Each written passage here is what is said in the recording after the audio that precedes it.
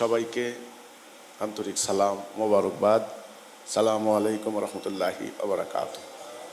আল্লাহ রসুল যখন নবুয়ত পেলেন, সমস্ত ইতিহাসে আসছে ওনার বয়স তখন 40 বছর। উনি হেরা গুহায় ধ্যান করতেন। সারা দুনিয়ার মানুষ যায় কাবা ঘরে আল্লাহকে পাওয়ার জন্য, রসুল গেলেন হেরা গুহায়। কারণটা কি তাহলে? প্রশ্ন আসে নাই কখন আপনাদের মনে? এর উত্তরটা আমি এখানে দিয়ে দিচ্ছি। যারা তাওহীদের উপর ঈমান আনবে, আল্লাহর একমাত্র উলুহিয়ার উপর ঈমান আনবে, তাদের ঐক্যবদ্ধ হওয়ার জায়গা হলো কাবা। এই হাজার হাজার বছরের কাল পরিক্রমায় আল্লাহর ঘর কাবাকে কেন্দ্র করে একটা স্বার্থান্বেষী ধর্ম ব্যবসায়ী গোষ্ঠী গড়ে উঠছে। নবী করিম সাল্লাল্লাহু আলাইহি সাল্লাম দেখলেন এদেরকে বললে এরা ফিরবে না। এরা গোত্রে গোত্রে মারামারি, খুনাখুনি, ধর্মকে নিয়ে ব্যবসা, গোত্রীয় আভিজাত্য, অহংকার, লাতের পূজারী এক গোত্র, মানাতের পূজারী আরেক গোত্র, উজ্জার পূজারী আরেক গোত্র, বহু ইলাহ, বহু হুকুমদাতা এরা বানাই নিছে। ফলে এই জায়গার যে পবিত্রতা এটা ক্ষুণ্ণ হয়েছে। রাসূল তখন নিরিবিলি নীরবের একান্তে প্রভুর সান্নিধ্য অর্জনের জন্য তিনি বাছাই করলেন হেরা গুহায়। সেখানে নবী করিম সাল্লাল্লাহু আলাইহি সাল্লাম যখন বার্তা পেলেন, প্রথম বার্তাটাই হলো ইকরা বিইসমি রাব্বিকাল্লাযী খালাক, পড়ুন আপনার প্রভুর নামে। এখন কথা হচ্ছে রাসূলুল্লাহ এই যে সাধনা করলেন, চিন্তা করলেন, ধ্যান করলেন, ভাবলেন, কি নিয়ে ভাবলেন? মানব সমাজ নিয়ে। সমাজে এই হানাহানি মারামারি কেন? এই অরাজকতা কেন? এই সুদ ঘুষ রাহাজানি কেন? মানুষে এই দ্বন্দ্ব কেন? এই অশান্তি কেন? কেনর জবাব এবং এটা থেকে মুক্তির পথ কি? তিনি এসেই প্রথম যে কথার দিকে ডাক দিলেন সেটা হলো কি? হে মানুষ, ইয়া আইয়ুহান নাস, হে মানুষ তোমরা বলো লা ইলাহা ইল্লাল্লাহ। এই কথাটার দিকে তিনি ডাক দিলেন। প্রথমের দিকে তিনি নামাজের দিকে ডাক দিছিলেন, হজের দিকে ডাক দিছিলেন, জাকাতের দিকে ডাক দিছিলেন? নো। তিনি কি এই কথা বলছিলেন এই তোমাদের ঘরে ঘরে মদ হইতেছে, মদ খাওয়া বন্ধ করো? কিচ্ছু বলেন নাই। একটা কথা তিনি বলছেন। তখন তিনি বলছেন সেই বিখ্যাত ভাষণ, হাদিসও আছে, যে মহা দুর্যোগ, মহা বিপর্যয় ঘনিয়ে আসছে তোমাদের জন্য মহাবিপদ, তোমরা বাঁচবে, তোমরা বলো লা ইলাহা ইল্লাল্লাহ। লা ইলাহা ইল্লাল্লাহ মানেটা কি? এর কথার অর্থ কি, তাৎপর্য কি? এটা আপনারা বুঝবেন না? এটা বুঝবেন না? এটা আগে, এটা ঈমান। নবী করিম সাল্লাল্লাহু আলাইহি সাল্লাম যখন এই ডাক দিলেন, সঙ্গে সঙ্গে নবীকে কি ফুলের তোড়া দিছিল? হ্যাঁ, ফুলের তোড়া দিছিল? কি সুন্দর কথা বলছেন, ধরেন আপনাকে ফুল মাল্য দিই। ওনাকে কি মিষ্টি দিছিল? মিষ্টির প্যাকেট? ওনাকে পাথর নিক্ষেপ করা হয়েছে, ওনাকে গালি দেওয়া হয়েছে, অপমান করা হয়েছে, এবং ওখানে গন্ডগোল লেগে গেছে। গন্ডগোল লেগে একটা মানুষ খুন হয়েছে, স্পট ডেট, একটা মানুষ খুন হয়েছে ওই জায়গায়। তাহলে কি এমন কথা? এই কথার এত বড় প্রতিক্রিয়া হয়ে গেল, কি এমন কথা? এ কথার মানে কি? এ কথা দিয়ে তিনি কি বুঝাইতে চাইলেন? এটা আমরা এখন বুঝে নিব না? মক্কার ওই কাফেররা কি হজ করতো না? ওরা আগে থেকে হজ করতো। এই ইতিহাসগুলি জানতে হবে আমাদেরকে, নাইলে বুঝবেন না, আমাদের এই সমাজের সাথে মিলিতে পারবেন না। মক্কার লোকগুলো আগে থেকে এরা হজ করতো, এরা নামাজ পড়তো, এরা খাতনা করতো, কোরবানি দিত, এদের নাম আব্দুল্লাহ রাখতো। আল্লাহর প্রতি বিশ্বাস ছিল এদের। কোরআন বলে, পবিত্র কোরআন সাক্ষ্য দেয় ছিল। তাহলে এরা এত কিছু থাকার পরেও এদেরকে ইমানের দাওয়াত দিতে হলো কেন? এই কেনর জবাব বুঝতে হলে আপনাকে ইমানটা বুঝতে হবে। আমি একটা উদাহরণ দেব আপনাকে। এই যে আমার মাথার উপরে একটা ফ্যান ঘুরে, এটার উদ্দেশ্য কি? বাতাস না দিলে এই ফ্যানের কোনো দাম আছে? এরপরে আমার হাতে একটা, এটা কি? এর উদ্দেশ্য কি? সময় না দিলে এর কোনো দাম আছে? তাহলে প্রত্যেকটা বিষয়ের একটা উদ্দেশ্য আছে না? আছে না? ইসলামের একটা উদ্দেশ্য আছে না? কোরআনের কি একটা উদ্দেশ্য আছে না? এর কি উদ্দেশ্য? এটার কি উদ্দেশ্য? এটা কি? আমি যদি আপনাকে প্রশ্ন করি এটা কি, আপনি বলবেন এটা ঘড়ি।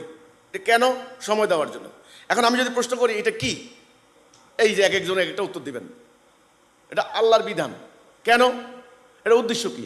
ঘড়ির উদ্দেশ্য সময় দিব, ফ্যানের উদ্দেশ্য হলো বাতাস দিব, কিন্তু এটার উদ্দেশ্যটা কি? এটার একটা উদ্দেশ্য আছে না? এটা যে এই যে পর্যায়ক্রমে 23 বছর ধরে ধরে নাজেল করা হলো, একজন মহামানবীর উপরে এর একটা উদ্দেশ্য আছে না? সে কি উদ্দেশ্য? এই উদ্দেশ্যটা আজকে মুসলমানদের জানা নাই, তাদেরকে কেউ একথা বলে না। আমি একটা উদাহরণ দেব আপনাকে, ইমান বোঝার জন্য উদ্দেশ্য বুঝতে হবে। ধরেন একটা গাড়ি সরকার আপনাকে দিয়েছে, গাড়ি যাতায়াত করতে পারেন না, বিশ্ববিদ্যালয়ের যাওয়ার জন্য স্টুডেন্টদের জন্য সরকার একটা গাড়ি দিছে। গাড়িটা ধরেন জার্মানি থেকে আনছে, অনেক দামি গাড়ি, গাড়িটার দাম 10 কোটি টাকা। তো গাড়িটার উদ্দেশ্যটা কি আপনি বলেন তো দেখি? গাড়িটারে চালাইয়া গন্তব্যে যাবেন, তাই না? লক্ষ্য হাসিল করবেন, তাই না? আপনি কি করলেন? গাড়িটার উদ্দেশ্য বুঝলেন না, না বুঝে আপনি গাড়িটারে গ্যারেজে রেখে দিলেন। গ্যারেজে রেখে দিয়া গাড়ির ভিতরে কতগুলো সিস্টেম আছে, সেটা হলো এসি সিস্টেম আছে, গান শোনার ব্যবস্থা আছে। আপনি গ্যারেজে রেখে দিয়া আপনি গ্রামের মধ্যে পোস্টারিং করে দিলেন যে আমার গ্যারেজে গরম পড়লে ঠান্ডা খাওয়ানো হয়, ঘন্টায় 50 টাকা। আপনি গাড়িটারে গ্যারেজে রেখে দিয়ে আপনি এসি চালাইয়া ঘন্টায় 50 টাকা ইনকাম করা শুরু করে দিলেন।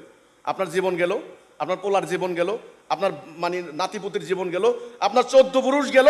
এই গাড়ি কোনোদিন গ্যারেজ থেকে বেরও করেন নাই, এটা গন্তব্যেও যাওয়া হয় নাই। তাহলে এটা কি জন্য? এইটা উত্তর দিতে হবে, একটা উত্তর, সবাই মিলে একটা উত্তর। আজকে 240 কোটি মুসলমান, 240 কোটি, আমাদেরকে এই কথাগুলি কেউ ভাবাই নাই, ঠিক আছে? 57টা রাষ্ট্র মুসলমানদের, আমরা মার খাচ্ছি, আমাদের কোথাও কিন্তু কোনো স্বাধীনতা নাই, কোনো মুক্তি নাই। 8 কোটি মুসলমান উদ্বাস্তু, আমাদের এই ভাবনার মধ্যে কেউ দেয় না এই কথাগুলা। একদল আছে তারা রাজনীতি করে, ওই 5 বছর পর পর আপনারা খুঁজা বাইর করে। এবার আপনি যদি খেতে থাকেন, খেতে যাইয়া আপনারা ময়লা টয়লা সহ ধরবে জাবড়াইয়া, কথা বুঝছেন কিনা? হ্যাঁ, আপনারা ধৈরা ময়লা টয়লা দিবে, খালি ভোটের পরের দিন আপনারা লাথি মেরে আপনারা চিনবেন আর। তাহলে এটার উদ্দেশ্য কি? এর উদ্দেশ্য হচ্ছে এটাকে কায়েম করে, এটাকে কার্যকরী করে, এটাকে প্রতিষ্ঠা করে শান্তি, সুবিচার, ন্যায় বিচার, মানবতা, মানবাধিকার প্রতিষ্ঠা করা। মানুষ যেন দরজা খুলে ঘুমাতে পারে, এটা হলো দ্বীনের মূল, দ্বীনের আসল। ইসলাম মানে কি?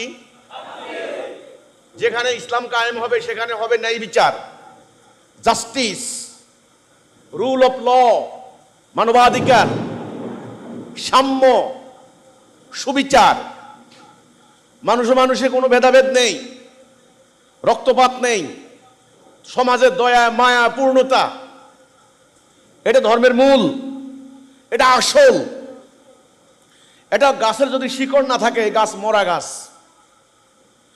ধর্মের, দ্বীনের মধ্যে যে কোনো ধর্মের যদি এই জিনিসটা হারিয়ে যায়, তাহলে ওটা ধর্ম না, ওটা ধর্মের নামে খোলস। আবার বলি, ফ্যানের উদ্দেশ্য কি? বাতাস যদি না দেয়, ফ্যানের ডানা আছে, বাটি আছে, কয়েল আছে, বাতাস দেয় না। কেন বাতাস দিচ্ছে না? কারেন্ট নাই। কি নাই? কারেন্ট নাই, এই কারণে ফ্যানে বাতাস দিচ্ছে না। আজ আমাদের মুসলমানদের নামাজ আছে, মসজিদ আছে, আলেম ওলামা আছে, ঈমান নাই। কি নাই? ঈমান নাই। সাংঘাতিক কথা, ভয়ঙ্কর কথা। ঠিক মক্কার ওই কাফেরদের, তারা আল্লাহর প্রতি বিশ্বাস করত, কাবা তওয়াফ করত, হজ করত, সবকিছু করত, কিন্তু তাদের ঈমান ছিল না। কি ছিল না? ঈমান ছিল না। কেমনে ঈমান নাই? আপনি বলতে পারেন কেমনে ঈমান নাই? আমরা তো আল্লাহ বিশ্বাস করি, আল্লাহ আছেন, আল্লাহ একজন আছে, এই বিশ্বাস ইবলিসও করে, করে না? এই বিশ্বাস ইবলিসও করে। ওই বিশ্বাস না, ঈমানের কথা হলো লা ইলাহা ইল্লাল্লাহ, আল্লাহ ছাড়া আমি কারো হুকুম মানি না, এটা ঈমান। আল্লাহ ছাড়া কারো বিধান মানতে পারবেন না। আল্লাহ সুবহানাহু ওয়া তাআলা যখন খলিফা হিসেবে আদমকে বানাইলেন, তখন সমস্ত ফেরেশতাদেরকে বললেন সেজদা করো, সবাই সেজদা করলো, ইবলিস সেজদা করে নাই। আল্লাহ বললেন, ইবলিস সেজদা করলি না কেন? বলছে, ও হচ্ছে মাটি, আমি হচ্ছে আগুন। আবা ওয়াস্তাকবারা ওয়া কানা মিনাল কাফিরিন। দেখেন, ইবলিস অহংকার করে আল্লাহর হুকুম অমান্য করেছে, ফলে কাফের হয়ে গেছে। তাহলে আল্লাহর হুকুম অমান্য করলে কি হয়? কাফের। আল্লাহর হুকুম অমান্য করলে ইবলিস কি আল্লাহর সাথে কথা বলছে না? আল্লাহকে দেখছে না? কাফের হইল কেন? হুকুম অমান্য। ইবলিস কি আমল করে নাই? তাহলে এই যে এত আমল তার ব্যর্থ হয়ে গেছে আদেশ অমান্য করার কারণে, এ আদেশ মানার অঙ্গীকার, এটাই হলো এলাহ। আদেশ মানার অঙ্গীকার, এটার নাম কি? এলাহ। দেখেন আমাদের রব কে? খালেক কে? মালিক কে? কিন্তু কলেমার মধ্যে দাবি কি? এলাহ। আমরা আল্লাহকে ঠিকই মালিক, রাজ্জাক, আলেম এগুলি মানি, কিন্তু আমরা ইলাহ মানি না। কথা বুঝতে হবে, ইলাহা কেমনে মানি না, এই কথাটা বোঝানোই হচ্ছে আমার উদ্দেশ্য। আমরা আল্লাহকে ইলাহ মানছি না। আমরা নামাজ পড়ি, রোজা রাখি, আমরা অনেক আমল করে যাচ্ছি, কিন্তু আমাদের রাষ্ট্র, সমাজ, অর্থনীতি, আইন, আদালত ইত্যাদি আল্লাহর হুকুমে চলে না। আল্লাহরে আমরা হুকুমদাতা মানি না। আল্লাহ রব্বুল আলামিন যখন ইবলিসকে বের করে দিলেন, তখন ইবলিস বলেছিল যে আমি তোমার দেওয়া সিরাতুল মুস্তাকিমের ডাইনে বামে ওঁত পেতে বসে থাকবো। আল্লাহ বললেন যা, তোকে আমি সুযোগ দিলাম, ক্ষমতা দিলাম। আল্লাহ ইবলিসকে ক্ষমতা দিলেন এই মানুষকে রন্ধ্রে রন্ধ্রে ঢুকার, প্ররোচিত করার, ওয়াসওয়াসা দেওয়ার, ইনস্টিগেশন করার এই সুযোগ আল্লাহ দিয়েছেন। এখন ইবলিস কি করবে? এই মানব জাতিকে আল্লাহর দেওয়া পথ থেকে সরাবে। কথা পরিষ্কার হলো কিনা? এটা ইবলিসের কাজ। আর আমাদের কাজ হলো আমরা আল্লাহর দেওয়া পথে থাকবো। আমাদের সামনে এখন পথ কয়টা? এই দুনিয়া আমাদের জন্য পরীক্ষা ক্ষেত্র। আমাদের সামনে রাস্তা কিন্তু দুইটা। রাস্তা কয়টা? দুইটা। এই রাস্তার নাম সিরাতাল মুস্তাকিম, আর এই রাস্তার নাম দলালা।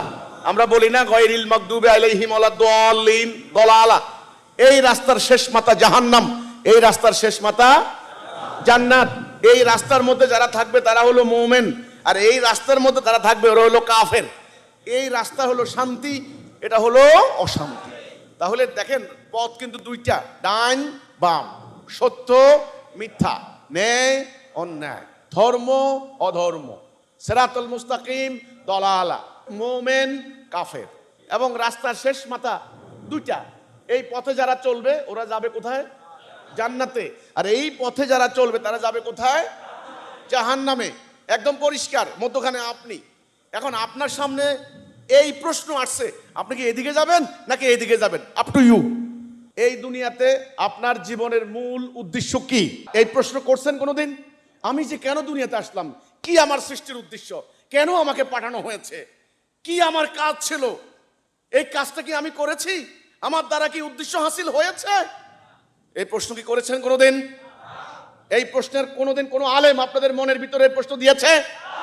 কেন দিল না? টাকা তো অনেক দিছেন, কেন দিল না? দেয় নাই বলেই আল্লাহ রাব্বুল আলামিন তাদের কর্তৃত্বকে অস্বীকার করেছেন। আবার বলি, ফ্যানের ডানা আছে, কয়েল আছে, বাটি আছে, যদি কারেন্ট না থাকে এটা ঘুরবে? বাতাস দিবে? ঠিক তেমনি আলেম আছে, উলামা আছে, হাদিস আছে, কোরআন আছে, মসজিদ আছে, মাদ্রাসা আছে, ঈমান নাই। ঈমান না থাকার কারণে ইসলামের যে উদ্দেশ্য সেই উদ্দেশ্য হাসিল হচ্ছে না। তাহলে লা ইলাহা ইল্লাল্লাহ হচ্ছে ইসলামের আত্মা, ইসলামের প্রাণ, ইসলামের ভিত্তি। এটা না থাকলে ইসলাম যে উদ্দেশ্য সেই উদ্দেশ্য হাসিল হবে না। ইসলামের উদ্দেশ্য হচ্ছে মানব জীবনে শান্তি, বাস। তাহলে আল্লাহ কি চান আর ইবলিস কি চায়? অশান্তি। আল্লাহ কি চান, ইবলিস কি চায়? এই দুনিয়াতে কি আল্লাহর খেলাফত করবেন না ইবলিসের? আপনারা কি এই দুনিয়াতে কি আল্লাহর আনুগত্য করবেন না ইবলিসের আনুগত্য করবেন? আপনারা কি শান্তি চান না অশান্তি? শান্তি। আল্লাহর এই হুকুম, আদালতে বিচার হবে। বিচারক রাসূলুল্লাহ কি বিচারক ছিলেন না? তিনি বিচার করেন নাই? রাসূলুল্লাহ বিচারপতি ছিলেন, তিনি আল্লাহর হুকুম দ্বারা বিচার করেছেন। তাহলে আদালতে বিচার হবে কার হুকুমে? এখন কার হুকুমে বিচার হয়? ব্রিটিশের আইনে। এটাও অনেকে জানে না ভাই, জানেন? অনেকে জানে না, এটাও জানে না। তাহলে আমি আপনি মুসলমান দাবি করলাম, আমার বিচার চলে ব্রিটিশের আইনে, আমার অর্থনীতি ইহুদির আইনে। আমি কি করে মোমেন থাকলাম, কি করে আমি ইমানদার হইলাম? আপনারা বলেন। ইমানের অঙ্গীকারে থাকলাম আর ইমান থেকে আউট। এখন হজ করলাম, আল্লাহ কইছে ওকে। নামাজ পড়লাম, আল্লাহ কইছে ওকে। তারা রোজা রাখলাম, কে কইছে? আল্লাহ কইছে। কিন্তু আল্লাহ যে বলছে জেহাদ করো, ওটা করলেন না কেন? জেহাদ ফরজ না? দিন প্রতিষ্ঠার জেহাদ এটা ফরজ না? এটা বাদ দিলেন যে? নামাজ ফরজ, জেহাদও তো ফরজ। আচ্ছা, রোজা রাখলেন, কুতিবা আলাইকুমুস সিয়াম, তোমাদের জন্য রোজা ফরজ করে দিলাম, এটা রোজা রাখলেন ফরজ। কিন্তু কুতিবা আলাইকুমুল কিতাল, তোমাদের জন্য যুদ্ধ ফরজ করে দিলাম, ওইটা বাদ দিলেন যে? আল্লাহর দিন প্রতিষ্ঠার যুদ্ধের কথা কোনো আলেম বলে, কোনো মুফতি বলে, কোনো মৌলানা বলে? আল্লাহ রাসূল 107টা যুদ্ধ করেছেন, সারা জীবন খালি মেসওয়াকের হাদিস শিখাইছে, তলোয়ারের হাদিস কে শিখাবে? কথা বুঝেন কিন্তু। তাহলে আমরা কি করেছি মুসলমানরা? আমরা সুবিধা মতো কিছু কিছু আমল বেছে বেছে এগুলা নিয়েছি, আর অধিকাংশ আমল আমরা বাদ দিয়েছি। এই যে কিছু সুবিধা মতো নিলাম আর অধিকাংশ বাদ দিলাম, এটার নাম শিরিক। যারা শিরিক করে তারা কি? মুশরিক। আমি মুসলিম, আমি মোমেন, আমি আল্লাহকে বিশ্বাস করি এবং এটা বিশ্বাস করি যে আল্লাহ আমার জন্য নামাজ ফরজ করেছেন, সে আল্লাহ আমার জন্য জিহাদ ফরজ করেছেন। যে আল্লাহ আমার জন্য রোজা ফরজ করেছেন, সেই আল্লাহ আমার আদালতে বিচার করা কোরআনের আইন দ্বারা ফরজ করেছেন। যে আল্লাহ সুদ হারাম করেছেন, সেই আল্লাহ সুদ হারাম করেছেন। যে আল্লাহ ব্যভিচার হারাম করেছেন, সেই আল্লাহ ধর্ম ব্যবসা হারাম করেছেন। ধর্মের নামে ব্যবসা এটা হারাম। আংশিক মানলাম, আংশিক মানলাম না, এটা শিরিক। কাজে এখন থেকে আমি ঈমান আনলাম ফিসসিলমে কাফা, মানে পূর্ণরূপে আমি আল্লাহর হুকুম যেখানে যেখানে আল্লাহ যে কথা বলেছেন, যেখানে যেটা হারাম করেছেন ওটা হারাম, দুনিয়ার কোন মোল্লা মুন্সি এটা হালাল করতে পারবে না। আল্লাহ যেটা হারাম করেছেন ওইটা হারাম, আল্লাহ যেটা হালাল করেছেন ওইটা হালাল। হারাম হালালের এই মানদণ্ড কে দিয়েছেন? ন্যায় অন্যায়, বৈধ অবৈধের মানদণ্ড কে দিয়েছেন? সামান্য 80 লক্ষ ইহুদি মধ্যপ্রাচ্যে শেষ করে দিয়েছে। কেন মেরুদণ্ড সোজা করে দাঁড়াতে পারছি না? এই কেনর জবাব আজকে জেনে নেন। কেন হচ্ছে? আমরা ঈমান হারিয়েছি। নামাজ রোজা হজ জাকাত হচ্ছে আমল। তবলিগে যান খালি আমল শিখায়, মাদ্রাসা যান খালি আমলের জন্য মাসালা শিখায়। আমল আমল পরে নবীর নবুয়তি জীবনের 23 বছরে 13 বছর ঈমানের দিকে ডাক দিছেন, নামাজের হুকুম দেন নাই। এই যে পোলা পাইনে একটা আন্দোলন করছে না হাসিনার বিরুদ্ধে, বৈষম্য বিরোধী, বৈষম্য থাকবে না। ইউনূসে আনার পরে কি বৈষম্য বাড়ছে না কমছে? বাড়ছে। কেন? কেন? কারণ আছে। আন্দোলন করলে হবে না কেবল। আপনি একটারে পরিবর্তন করিয়া আরেকটা কি রোপণ করবেন সেটা থাকা চাই, সেটা তো লাগবে তো নাকি? আপনি আপনি একটা জমি পরিষ্কার করলেন, ঘাস পরিষ্কার করলেন, কিন্তু ঘাস পরিষ্কার করে জমির মধ্যে যে রোপণ করবেন সেই উন্নত মানের বীজ তো থাকা লাগবে আপনার কাছে, এটা নাই। এই জন্য আল্লাহ রাসূল মক্কার ওই সমাজের বিরাজিত অন্যায় অবিচার অশান্তি দূর করার জন্য ওই সমাজের যে বিরাজমান বিধান এটাকে অস্বীকার করেছেন। আগে এটাকে অস্বীকার করে এটাকে বাদ দিয়ে আল্লাহ দেওয়া বিধান কায়েম করেছেন। যদি আজকে আল্লাহর এই বিধান কায়েম না করেন, আমি বললাম এই জাতিকে বাঁচাইতে পারবেন না। তাহলে সমাজ থেকে চুরি বন্ধ হচ্ছে না কেন? ধর্ষণ বন্ধ হচ্ছে না কেন? অন্যায় বন্ধ হচ্ছে না কেন? নামাজ রোজা কি কম হচ্ছে? বন্ধ হবে না। এটা কায়েম না করা পর্যন্ত ওইটা বন্ধ হবে না। এটা কায়েম করতে হবে, এটা কায়েম করতে হবে, মানে আল্লাহর বিধান কায়েম করতে হবে। আমার বক্তব্য হচ্ছে ইনারা আল্লাহর এই বিধান কায়েম করার কোনো কর্মসূচির মধ্যে নাই। এই হচ্ছে ব্যাপারটা। আমার কথা হলো আমি মুসলিম, আমি আইন মানবো আল্লাহর। আমার দেশ চলবো কোরআনের আইনে। আমার জাতি হবে একটা, নেতা হবে না একজন। দুনিয়াতে আমরা মাথা উঁচু করে দাঁড়াবো। আজকে বলেন, সত্য করে আল্লাহকে বলেন, 18 কোটি 17 কোটি মুসলমান আমেরিকার ডোনাল্ড ট্রাম্পের হুকুমের বাইরে যাওয়ার কোনো ক্ষমতা আছে? এই যে ডক্টর ইউনূস একটা চুক্তি করে গেছে, সবাই বলে এই চুক্তি গোলামি চুক্তি। তারেক জিয়ার এই ক্ষমতা আছে চুক্তি অস্বীকার করা? তাহলে আমাদের এখন প্রভু কে? ওরা প্রভু, ওরা যাদের প্রভু আল্লাহ, তারা কারো কাছে মাথা নত করতে পারে না। কিন্তু তোমরা মাথা নত করতে হবে, মাথা নত করতে হবে। এই জন্য তোমাদের এই যে রাজনৈতিক গোষ্ঠী এবং আমলাতন্ত্র, এগুলা দুর্নীতিবাজ, এগুলা তোমাদের সম্পদ লুণ্ঠন করে তোমাদের দেশটাকে বিলিয়ন বিলিয়ন ডলারের ঋণগ্রস্ত করেছে। তোমাদের এখন বাজেট চলবে না ওদের টাকা ছাড়া, আর ওরা টাকা দিব, সুদ বসাই দিব। তোমাদের রাস্তায় গাড়ি চলবে, ওদের দেওয়া ব্রিজ টোল দিতে হবে, হাজার হাজার টাকা টোল দিবা, ট্যাক্স দিবা। ওরা বলছে আরো ট্যাক্স বাড়াও, আরো ট্যাক্স বাড়াও। কারেন্টের বিল 2000 টাকার কারেন্ট এখন লাগবে 5000 টাকা। তুমি সংসার চালাইতে পারবে না, তোমার জীবন দুর্বিষহ হয়ে উঠবে। ছোট্ট 1 কেজি পাঙ্গাস মাছ 30 টাকা, মানুষ সেদিনকেও খাইছে 300 টাকা পাঙ্গাসের কেজি। এখন কেজি হবে না পাঙ্গাসের যে খানা, ওই খানা তৈরি করতে আনে ওই যে ট্যাক্স লাগে। তাহলে পুরো অর্থনীতি, পুরো বাণিজ্য নীতি, পুরো শিল্পনীতি, পুরো শিক্ষানীতি ওদের উপরে নির্ভরশীল। তুমি কি করলা? তোমারে শিখাইছে খালি নোয়াজ হড়, নোয়াজ হড়, নোয়াজ হড়, নোয়াজ হড় মানে নামাজ পড়ো, নামাজ পড়ে তুমি জান্নাত চলে যাইবা। এ কথা আছে কোথাও কোরআনে? দেখাও নামাজ পড়ে জান্নাত যাইবা, আছে কোথাও? জান্নাত যাওয়ার জন্য আল্লাহ বলছেন আমাকে জানমাল দিয়ে জিহাদ করো। জিহাদ করবেন কেন? দিন কায়েম করবা। দিন কায়েম করার পরে যে শান্তিটা আসবে তারপর তুমি জান্নাত পাইবা। তাহলে নামাজ কার জন্য? মোমেনের জন্য। আর মোমেনের কাজ কি? আল্লাহর বিধান কায়েম করা। আল্লাহর বিধান কায়েম করতে হলে মোমেনের কিছু চরিত্র লাগবে, সেই চরিত্রের জন্য 5 ওয়াক্ত নামাজের ব্যবস্থা। আমার কথা হলো আমরা মোমেন না। আপনি নামাজ পড়তে পড়তে জীবন পার করে দিলেন, নামাজের উদ্দেশ্য কি? নামাজের একটা উদ্দেশ্য আছে না? আরে ভাই, এই মসজিদের উদ্দেশ্য কি? আছে না উদ্দেশ্য? এই মসজিদ রাসূলুল্লাহ মসজিদে নববী বানিয়েছেন মসজিদে খালি নামাজ পড়ার জন্য? মসজিদে বিচার হইতো, ট্যাক্স কালেকশন হইতো, রাসূলুল্লাহ খুতবা দিতেন, রাসূল ছিলেন রাষ্ট্রপ্রধান, এখানে আদালত বসতো, কার ঘরে খাবার আছে না নাই, কে বিনা চিকিৎসা মারা যায়, এগুলোর হিসাব হইতো মসজিদে।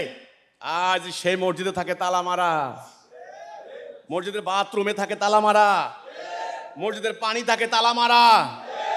আমি নিজে চোখে দেখছি আরামবাগের এক মসজিদে সন্ধ্যাবেলায় কোনো পানি নাই, মানুষ লাইন ধরছে পানির জন্য। আমার নিজের চোখে দেখা। সন্ধ্যাবেলা আমি বললাম এত মানুষ কেন? সব বস্তির লোক। ওই হুজুরের দায়িত্ব ছিল পানির তালা মারা। হুজুর লাঠি একটা দিয়ে এদেরকে তালায়, ওরা ওই দুই পাশে ওই ন্যাংটা আদা ন্যাংটা পোলা ফাইন এগুলা লইয়া ওই পানির ড্রাম নিয়ে দৌড় মারে, খালি পানি দিয়ে দেয় না। হুজুরের লাঠি নিয়ে পিটায়, পিটাইতেছে, বলতেছে এগুলা অজু করার পানি, মুসল্লিরা অজু করবো কি দিয়া, তোরা যে পানি নিতে আসোস। এই মিয়া, এখানে কি ওই তৃষ্ণার্ত মানুষের তৃষ্ণা নিবারণ বড় না তোমার অজু করা বড়? এই পার্থক্য যেদিন বুঝবা সেদিন ধর্ম বুঝবা, এর আগে ধর্ম বুঝবা না। এই জন্য আল্লাহ সুবহানাহু ওয়া তাআলা পানি না থাকলে তায়াম্মুমের ব্যবস্থা রেখেছেন। তায়াম্মুম করে নাও, এবং তায়াম্মুমটা সংক্ষিপ্ত, কোনো বেশি কিছু না, হাতের কোনোই পর্যন্ত আর মুখমণ্ডল শেষ। তৃষ্ণার্ত লোকের পানি দাও। আমার নিজের চোখে দেখেছি ধর্ম হারিয়ে গেছে। ধর্মের যে উদ্দেশ্য, ইসলামের যে উদ্দেশ্য, কোরআনের যে উদ্দেশ্য, এটা নাই। লেবাস হয়ে গেছে ধর্ম, ওই শাস্ত্র পাঠ হয়ে গেছে ধর্ম। এটা নিয়ে এখন মারামারি, খুনাখুনি। আমার মতের সঙ্গে মিলে না, তোরে কোপায়ে শেষ করে ফেলামু।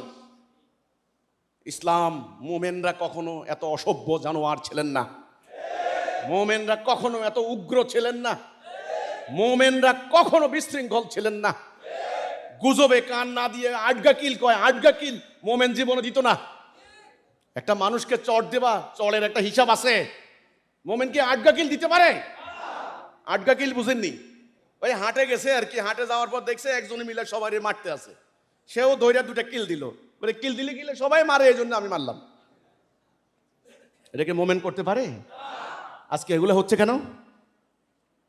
ইমান নাই। কি নাই? ইমান নাই। কি নাই? ইমান নাই। আশা করি পরিষ্কার। আমরা আল্লাহ রাসূলের প্রকৃত ইসলাম প্রতিষ্ঠা করার জন্য দাঁড়িয়েছি। আমরা গুনাহগার সাধারণ মানুষ, আমাদের গুনাহের কোনো শেষ নাই, আমাদের কোনো এলেম নাই, ওই জ্ঞান নাই।